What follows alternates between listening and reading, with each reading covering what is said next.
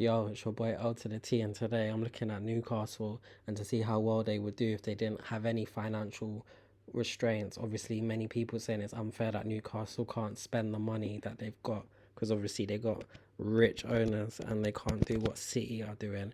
So what I did is I put them to have the most money that they could have in this game, the most wage money that they can have in this game, like unlimited funds, just to see what they would do. And obviously, if you can see up here, they finished fifth in the league. Eddie Howe's still their manager, so he didn't get sacked. But let's go into transfer history and let's see what they've done. So obviously, these are signings that they would have done already up to here. Um, so yeah, the first thing they did is they went and got Calvert Lewin. Obviously, we know who Calvert Lewin is. He's a decent striker for Everton. He had a really good season before, but hasn't really hit the heights since. Obviously, being injured a lot.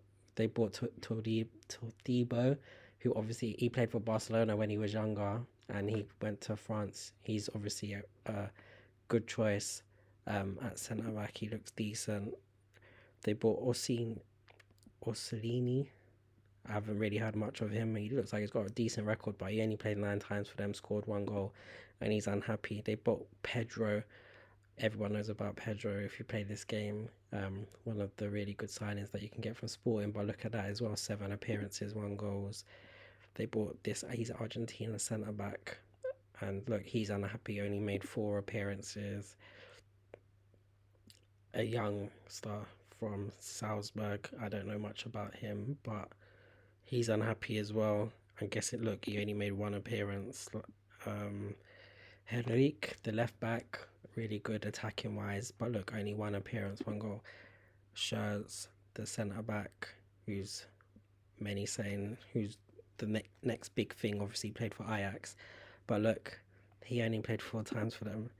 And Ricky from the same team from Torino, who's 22 and is an elite midfielder, played 14 times. So this is the amount of money they spent. Look, it says 416 million in transfers in. I think that's including the ones that they did already at the beginning of the season, so you don't want to include that.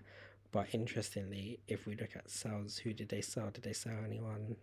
The only person of note, obviously Jamal Lascelles, but they had bought in a few centre backs, and they also sold Harvey Barnes. Well, he's on loan to Crystal Palace, and that's a surprise, obviously, because he's in and out of the team, but he is one of the main starters potentially, like if for the future, because obviously they got Gordon on one wing and Harvey Barnes would be considered as the next one, especially when they sold St Maximum.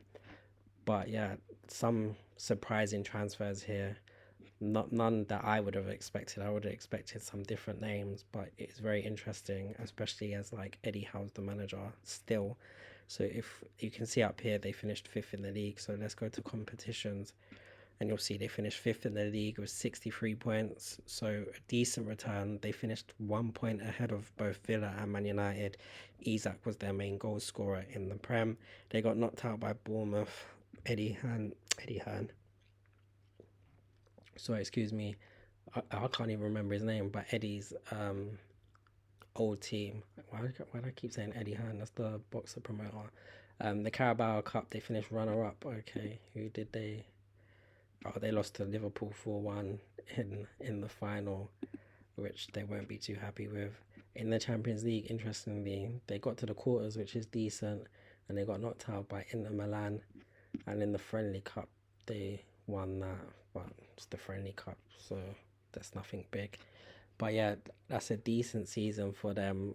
Not nothing too major. You would obviously expect with them having all that extra money and with the new signings, maybe to do a bit better, because obviously last year they finished fourth and they couldn't spend as much money. But yeah, that's how they got on. Let me know in the comments if you think those signings were good, or if you would buy anyone else if you had unlimited funds with the Newcastle, or if you've got a Newcastle save who you bought. Like, comment, subscribe, all that good stuff. I've got plenty more videos like this on the channel, so check them out if you haven't already. It's been your boy L to the T. Love, guidance, and blessings as always. Take care and peace.